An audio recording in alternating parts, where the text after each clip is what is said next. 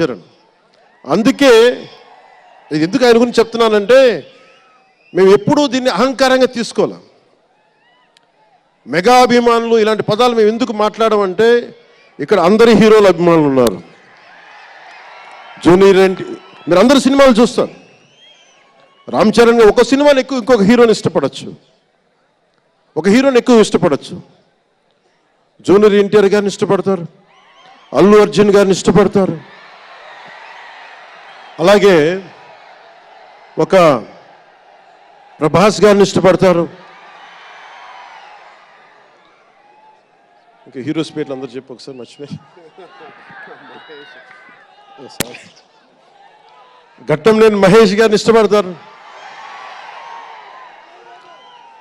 అంటే నేను ఎందుకు అందరి హీరోల క్షమించాలి అందరి హీరోల అభిమానులని పేరు పేరున నేను సమయం తక్కువ ఎక్కువ మంచి అందరి హీరోలు పేరు పేరున చెప్తున్నాను. చిన్న గారి అట్లని చెప్పట్లా. ఎవరైనా సరే ఏ స్థాయి హీరోలైనా సరే వారు ప్రత్యేకించి అభిమానులు ఉంటారు. నాని గారు ఉన్నారు, ఆయనకి ప్రత్యేకించి మా ఇంట్లో చాలామంది అభిమానులు ఉన్నారు. మా సిస్టర్ చాలా నచ్చుతారు మా చెల్లికి నాని గారి సినిమాలు.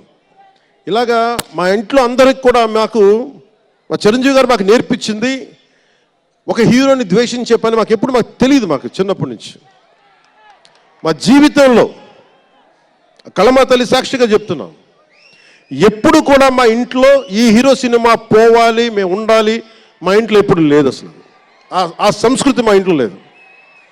అందుకు మేము అందరం బాగుండాలని కోరుకుంటాం. ఎందుకు బాగుండాలని కోరుకుంటామంటే సర్వే జనం సుఖినో భవంతు అని చెప్పి మా నాన్న నేర్పించిన ఇది మాకు సంస్కృతి. అది వాళ్ళే మేమే బాగుండాలి వాళ్ళు బాగుండకూడదు అనుకుంటే ఎకానమీ తిరగాలి, అందరి దగ్గర డబ్బులు ఉండాలి, అందరూ బాగుండాలని కోరుకుంటాం.